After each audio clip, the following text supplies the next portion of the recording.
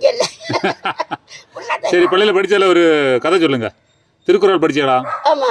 சொல்லுங்க, ஒரு திருக்குறள் சொல்லுங்க. என்ன இருக்கு? ரயின் ரயின் கோயா வேகமிகன் அண்டடே விட்டம் உண்டு. அது இங்கிலீஷ்ல. ஓ, இங்கிலீஷும் தெரியுமா? ஆமா. அப்ப ஒன்னா படிக்கொண்டு இல்லையா? ஓ, அப்போ இங்கிலீஷ் எல்லாம் படிச்சீங்க இல்லையா? சரி, தமிழ்ல ஒரு கதை சொல்லுங்க. தமிழ்ல ஓ, அம்மா இங்க வா வாசை முத்தம் தாத்தா இலை சோறு போட்டு கொஞ்சம் பண்ணா இதெல்லாம் படித்தாதான் படிச்சதும் இல்லையா?